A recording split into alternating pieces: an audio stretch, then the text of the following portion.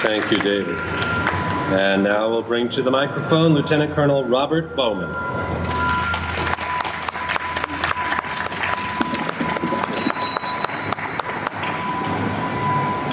Thank you. As a pilot, I concur with Colonel Gapp's analysis of the gross improbabilities in the official conspiracy theory.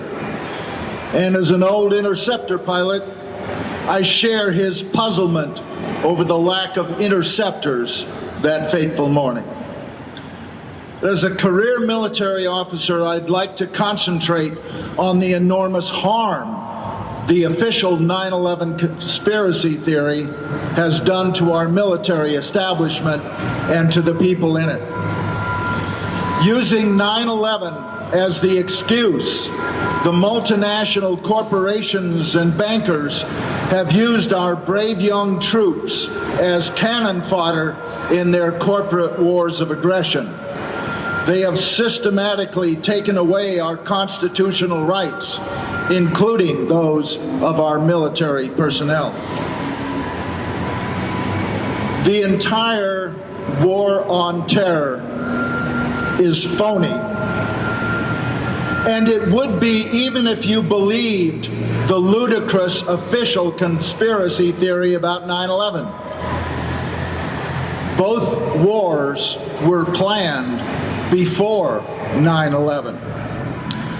The war of aggression against Afghanistan was in retaliation for the Taliban refusing UNICAL rights to build a gas pipeline across Afghanistan to get trillions of dollars worth of gas from the Caspian Sea to their tankers in the ocean. The military leadership knew it had nothing to do with the Taliban harboring Osama bin Laden. The Taliban had offered to give us Osama for trial, but the Bush administration ignored the offer for two reasons. One, they had no evidence against Osama, and according to the FBI, still don't. And two, the war had already been planned in detail to secure that gas pipeline. The war against Iraq was outlined in the PNAC document, Rebuilding America's Defenses, published before George W. Bush even became president. Its purpose was to provide a military staging base from which to control the entire Middle East and its tens of trillions of dollars worth of oil and gas. Now, the authors of that document admitted in it that the American people would never go along with their plans unless there was a catalyzing event like a new Pearl Harbor, unquote. Well, 9/11 provided that event. Yet they were unable to tie Iraq to 9/11, no matter how hard they tried. So they came up with a new excuse, WMD, weapons of mass destruction. It is here that we in the military saw through their charade. They had us mass 150,000 troops in one small area in Kuwait, awaiting the start of shock and awe. If our military commanders had even the slightest thought that Saddam Hussein might have had even one WMD, they never would have deployed their troops so that they could be wiped out in a single attack with one WMD. The truth is that our government knew there were no WMD in Iraq. Our people in the military were put in a horrible position. Either sacrifice their career and their freedom by refusing orders, or knowingly participate in a war of aggression against their oath of office and the Nuremberg principles enshrined in the Uniform Code of Military Justice. So we have two corporate wars of aggression, wars in which we are making the same mistake as in my war, Vietnam. We are fighting the people who live there What has been the result? About 5,500 of our finest have died. The lives of 40,000 of our injured soldiers will never be the same. Tens of thousands of our young men and women have severe psychological problems because of what they have seen and what they have done. Hundreds of thousands have been poisoned by depleted uranium and will suffer lives of pain and disability and will father thousands of children with severe birth defects. Our military services are depleted and demoralized. The VA system is underfunded and overwhelmed. The National Guard and Reserves have been subjected to tour after tour, disrupting lives for even the lucky ones who return unscathed. Jobs have been lost, homes have been foreclosed, marriages have been destroyed, children have been estranged, and for what? We have alienated our friends around the world and made new enemies. We have created thousands of new recruits for Osama bin Laden, whether he's alive or dead.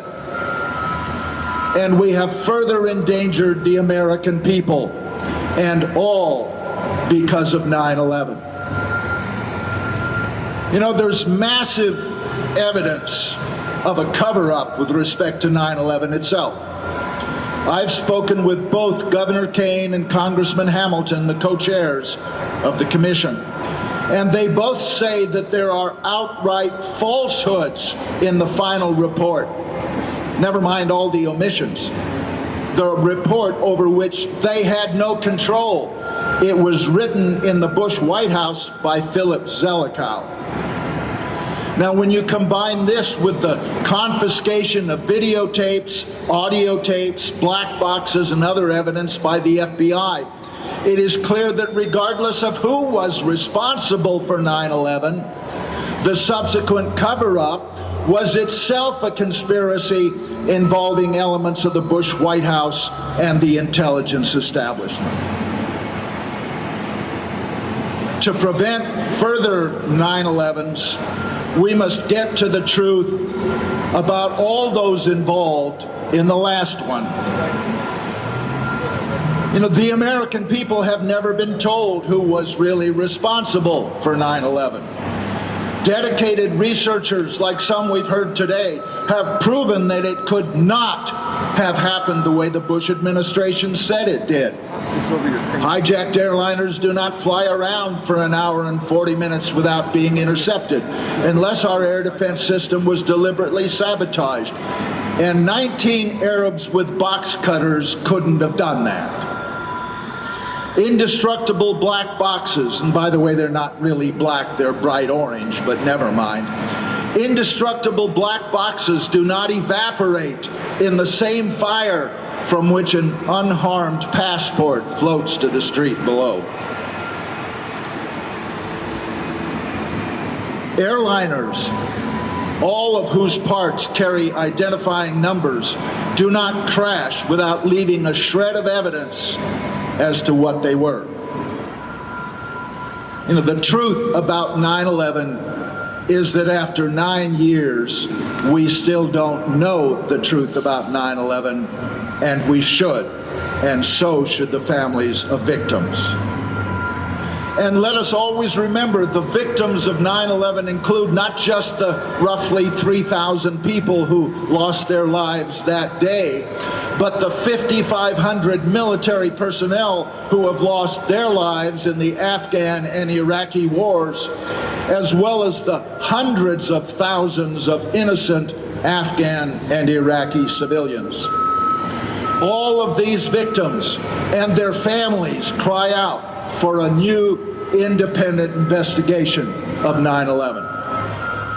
Only when the official myth is exposed and the truth told will the wars and occupations end, the creation of new victims stopped, and our military returned to its constitutional task of protecting our borders and our people, not the financial interests of multinational corporations. This one change in military mission, eliminating the mission of protecting the global financial interests of multinational corporations, will allow us to greatly enhance our national security and reduce the defense budget by 80%. But it's not going to happen until people learn the truth about 9/11. Only then will people understand that our security is not enhanced by sending our working class youth around the world to kill the sons and daughters of working people in other countries. Only then will people understand that our security is not enhanced by sending our children to the Middle East to kill Arabs so the oil companies can profit from selling the oil under their sand. No more battleship Maines, no more Pearl Harbors, no more Gulfs of Tonkin, no more incubators in Kuwait, no more 9/11s, no more false flag attacks, no more lies.